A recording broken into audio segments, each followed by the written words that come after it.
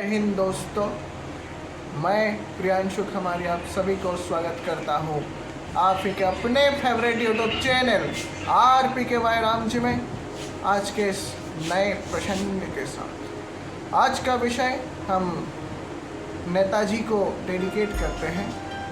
सुभाष चंद्र बोस जी के बारे में आज हम जानेंगे, जिनका जन्म आज ही के दिन 23 जनवरी को 1897 में कटक के उड़िया बाजार में हुआ था। उनके पिताजी का नाम था जानकीनाथ बोस और माताजी का नाम था प्रभावती देवी। उनके पिताजी पेशे से एक वकील थे। उन्होंने सुभाष जी को पहले मिशनरी स्कूल में दाखिल करवाए थे।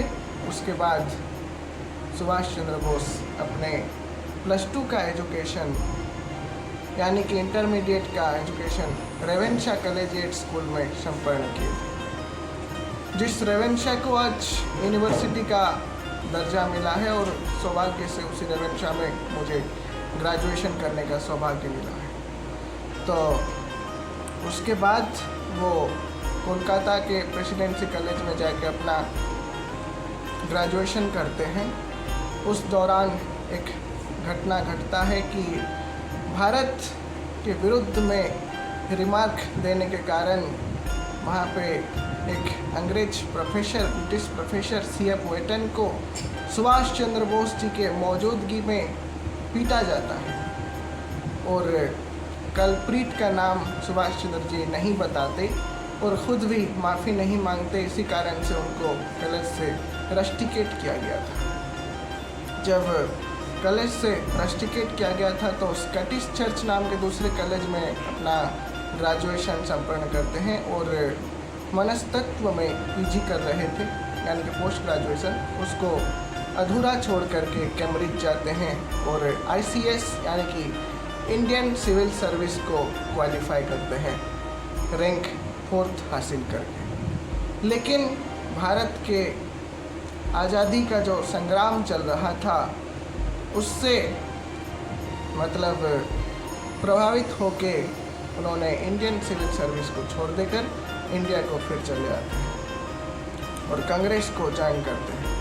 कांग्रेस में उनके पॉलिटिकल जो मेंटर थे उनका नाम था CR दास यानी कि चित्तरंजन दास। उसके बाद 1924 आसपास में उन्होंने जो बंगाल के CEO पोस्ट में उनको तैनात किया गया यानी कि मुख्य कार्यनिर्वाही अधिकारी। उन्होंने जो रास्ते थे उसका नाम को परिवर्तित करते हैं, ब्रिटिश नाम से इंडियन जो इंडिया के व्यक्ति हैं उनके नाम में रूपांतरित करते हैं। तो फिर उनको मांडाले नाम के एक जेल में भेजा जाता है जहाँ पे उनको TB हो जाता है, फिर उनको छोड़ दिया जाता है। 1934 आसपास में वो एक बुक लिखते हैं जिनका नाम था द इंडियन स्ट्रगल। फिर उनका मुलाकात इमली से होता है जिससे वो शादी करते हैं और अनीता बोस नाम के उनके एक लड़की भी है। फिर हरिपुर कांग्रेस अधिवेशन में 1938 में वो प्रेसिडेंट होते हैं। फिर आता है त्रिपुरी क्राइसिस 1939 में, क्योंकि उस वक्त गांधी जी नहीं चाहते थे कि सुभाष चंद्र कांग्रेस के सभापति बने, प्रेसिडेंट बने। तो उनके जो लीडर थे सीतारामैया, पटाभी सीतारामैया और सुभाष चंद्र बोस में कंटेस्ट होता है और सुभाष चंद्र बोस जी जीत जाते हैं। फिर गांधी जी से उनका मन का अंतर नहीं था, मत का अंतर था, मत का पार्थक्य था, इसलिए वो छोड़ देते हैं कांग्रेस और फॉरवर्ड ब्लॉक नाम के एक दूसरे ग्रुप बनाते हैं। फिर एंटी कंप्रोमाइज कमेटी करते हैं रामगढ़ में 1940 में। उसके बाद उनको गिरफ्त किया जाता है, अरेस्ट किया जाता है और फिर हंगर स्ट्राइक करते हैं जेल में, तो उनको हाउस अरेस्ट करके रखा जाता है। फिर सुभाष चंद्र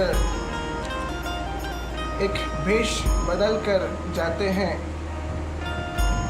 जर्मन में, बर्लिन पहुंचते हैं, पेशावर और काबुल मस्को रास्ते होके, तो वहाँ पे जाते हैं और Azad Hind all India radio की स्थापना करते हैं, फिर जो फ्री इंडिया आर्मी गठन करते हैं। एडोल्फ हिटलर से जब उनका मुलाकात होता है तो अनोखा होता है कि जब वो जाते हैं तो एडोल्फ हिटलर आता है, उनसे हाथ मिलाता है और बोलता है कि हेलो सुभाष चंद्र, मैं एडोल्फ हिटलर बोल रहा हूँ। तो सुभाष चंद्र कहते हैं कि मैं एडोल्फ हिटलर से मिलने आया हूँ, मैं भारत का आदमी, भारत का एक लीडर सुभाष चंद्र बोस बोल रहा हूँ, भारत से आया हूँ। तो एडोल्फ हिटलर हैरान होता है और कहता है कि मैं ही एडोल्फ हिटलर हूँ। तो फिर सुभाष चंद्र बोलते हैं नहीं, तुम नहीं हो। ऐसे 2-3 बार होता है जब असली एडोल्फ हिटलर आता है और पूछता है, उनसे अभिवादन करने के बाद पूछता है कि आप मुझे कैसे पहचान पाए। तो सुभाष चंद्र कहते हैं कि जो व्यक्ति मदद मांगने आता है वो विनम्र होता है और जिसके घर आता है वो व्यक्ति थोड़ा सा उसके मुख में अहंकार झलकता है। तो तुम्हारे जो नकली जो बहुरूपीय आदमी थे उनमें वो नहीं था, वो अहंकार नहीं था। तो ऐसे टैलेंटेड व्यक्ति होते हैं, ऐसे मतलब विचक्षणता के धनी होते हैं प्यारे श्रोताओं सुभाष चंद्र जी। फिर क्या होता है कि उनके जो जर्मन में जो आर्मी थे उनको ट्रेनिंग दिया जाता है। ट्रेनिंग देने के बाद वो सबमरीन में उनको भेजा जाता है जापान को। जापान आते हैं और उनके प्राइम मिनिस्टर टोजो से मुलाकात होता है और टोजो को डिप्लोमेटिकली समझाते हैं कि हम एशियाई हैं और एशिया महादेश तो एशियाइयों का होना चाहिए, ये बाहर वाले के यहाँ पे क्या कर रहे हैं। ऐसे डिप्लोमेटिकली उनको इन्फ्लुएंस करते हैं और उनसे हर प्रकार के सहायता लेते हैं। फिर आज़ाद हिंद फौज का दायित्व देते हैं जिनका गठन कैप्टन मोहन सिंह किए थे। और फिर सिंगापुर जाते हैं, सिंगापुर जाके आज़ाद हिंद सरकार की स्थापना करते हैं 21 अक्टूबर में। और फिर उसको 4 ब्रिगेड में विभक्त करते हैं, आज़ाद ब्रिगेड, नेहरू ब्रिगेड और गांधी ब्रिगेड और झांसी रानी ब्रिगेड। शाहनवाज खां, प्रेम सहगल, गुरुदयाल सिंह धिल्लम और लक्ष्मी सहगल यानी कि लक्ष्मी स्वामीनाथन इन 4 ब्रिगेडों के लीडर होते हैं।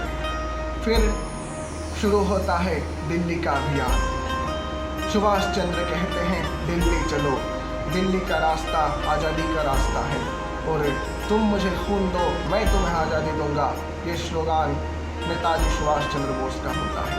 फिर 6 नवंबर को उनको अंडमान निकोबार का 2 द्वीपों का दायित्व मिलता है जापान सरकार से। फिर उसको शहीद और स्वराज 2 नाम से नामित करते हैं। फिर चलता है उनका अभियान। पहले कोहिमा को दखल करते हैं, फिर इम्फाल को दखल करने वाले थे।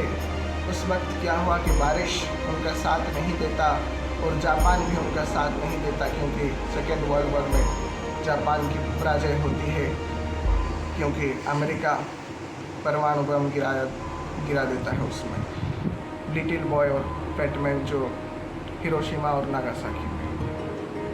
तो उनका स्वप्न तो उनके जीते जी सफल नहीं हो पाया, क्योंकि 18 अगस्त 1945 में जब वो फर्मोजा से टोक्यो की ओर जा रहे थे तो उनका प्लेन क्रैश में मौत हो जाता है, ऐसा सुनने को मिलता है। लेकिन जितना भी कमीशन आते हैं, शाहनवाज कमेटी, मुखर्जी कमीशन, जितना भी गठन किया जाता है भारत सरकार से, कोई भी सटीक तथ्य नहीं दे पाते प्यारे श्रोताओं।